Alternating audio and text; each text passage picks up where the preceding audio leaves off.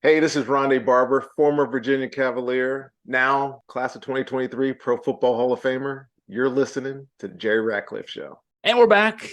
Chris Graham, Jerry Ratcliffe here on the Jerry Ratcliffe Show. We're going to talk some quarterback and offense for the UVA football season coming up 2023, expectations therein. And Jerry, that was a big focal point down when we were talking with Coach Elliott and the players at the ACC kickoff. Um, Tony Muskett was part of the group, the presumptive starting quarterback, even though Tony Elliott, when he was talking with the members of the media, especially in the breakout part, he wouldn't commit that Muskett is going to be the guy, even though he's going to be the guy. Maybe we should start there. That was, I mean, I know it kind of harkened back to me a little bit of Bronco Mendenhall's earned not given, but I mean, Tony Muskett's got to be the guy, right? Oh, no question, Chris. I think Tony was just being diplomatic about that because one, if you only have one guy who's really competing for that backup job, you certainly don't want to discourage him and let him know that he has absolutely no chance of winning the position, because who knows, in this day and age he might get frustrated and transfer to somewhere else he can play. Mike London did that one year when he named the starting quarterback early, and I think whoever it was behind him left. But yeah, I don't think there's any question at all that Tony Muskett will be the starting quarterback when they play Tennessee in early September, and rightfully so. I mean, the guy has a lot of starting experience. He's a very confident kid. I was impressed with him, with his confidence and his he's a cool guy. I mean, I don't think he's the kind of guy that's going to get rattled easily, but we'll certainly find that out early on, because I'm sure Tennessee will be putting a lot of pressure on him to see if they can make him, force him into a mistake or two, and they'll see what he's all about. He's faced pressure before, but probably not the kind of pressure that Tennessee is capable of throwing at you. So, but yeah, I think the job is his, and his to keep.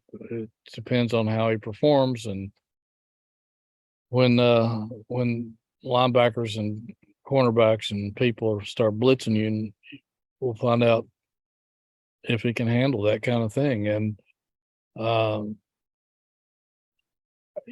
some people I've gotten a few nasty comments about, give the kid a chance and all that stuff. Well, heck, I hope he wins ACC quarterback of the year. I hope Virginia can win 10 games, but we got to be realistic here.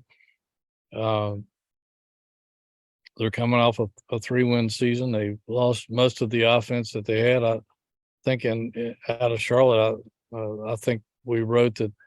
I can't remember the percentage of offensive production they have coming back. I can't remember the percentage off the top of my head, but they were ranked like 126th in the country out of 133. Yeah. Division 1 FBS schools in returning offensive production, and that I mean, that puts you behind the 8 ball to start with, from an offense that only scored 17 points a game with all of its offensive firepower last year.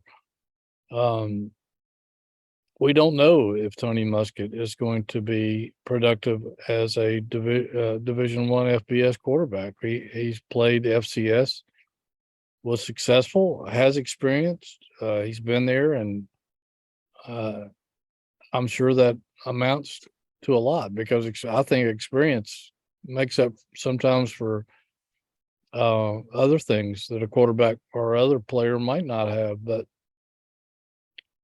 he's got to prove it on the field, and that's yet to be determined. Yeah, I covered. I was a broadcaster at the FCS level for several years. I was VMI football's radio play-by-play guy for 9 years. it's a different game. It's I mean, there's a lot of, I mean, it's football, but the defensive ends aren't as big, they're not as fast. The linebackers, same, not as big, not as fast. The cornerbacks largely is they're not as fast. Of course, your receivers aren't either. They're not they're not the FBS receivers, but the advantage he has. I asked him about this. I talked with him for about 20 minutes at the kickoff. He thinks that the fact that at Monmouth he ran the pro style offense that Tony Elliott and Des Kitchings run at Virginia is an advantage for him. It's a timing offense. He talked about how he feels like, all right, for 3 years, 23 games. That's how many games he started. He missed a little bit at the end of last year with an injury that does not linger. He's fine. He thought he could come back at the end of last year, and they held him out for precautionary reasons. But he thinks that because it's a timing offense, the timing's the same. It might be a little faster, but so the problem he's got is that, as you mentioned, Jerry, he's not coming into a situation that's great as it is. Virginia losing its top receivers from last year. Almost the entire offensive line, 4 of the 5 starters are gone. The guys who are going to replace them are largely guys, transfers, and the holdovers that didn't play last year, except for one of the transfers, the kid from Dayton. I want to say his name is Brian Christie, but I'm probably wrong. I know his first name is Brian. I should have it committed to memory. Not quite there yet, but he played a lot at Dayton and rated well in PFF. Pro Football Focus had him in like 87 or 88 ranking as far as his offensive line play last year. But the other 2 transfers are guys who didn't play a lot at Penn State and Houston. Largely the guys who are coming back on the line from Virginia, the internal candidates, are guys who didn't play a lot for the most part. You got a good running back room. I think a really good running back room. They just can't block for themselves. And so even if Tony Muskett is, this generation's Peyton Manning, or if he was Arch Manning or whatever he would be, we may not know that, because it's going to be this whole offense is full of guys who still don't know each other very well and are going to be learning as the season goes on. Tony talked when he was in the big ballroom at the kickoff about how this is year 2 and they're not teaching as much as they're just kind of building on what they had last year. But by my count, at least 6 of the starters this year on offense of the 11 positions are going to be new guys. So that's not necessarily holdover. That's still a lot of interplay there with new guys. So it's going to be a challenge for Muskett, given that everything else around him is new as well. Yeah, and they had a spring to work on that, but it's only 15 days really, and it helps, but it's certainly the vast amount of that chemistry is going to have to be built here in training camp, which starts in I guess tomorrow, really. Yeah. But yeah, it's definitely going to be a challenge to try to get these guys synchronized and working like a machine by the opening game. There's, like you said, a lot of working new parts that haven't been that familiar with one another, and it takes time to build that sometimes. But his familiarity with the offense certainly won't hurt.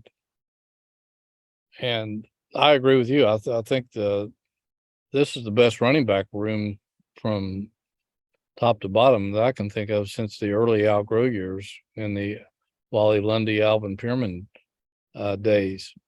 I don't know if any of these guys are NFL backs or not. It's yet to be determined.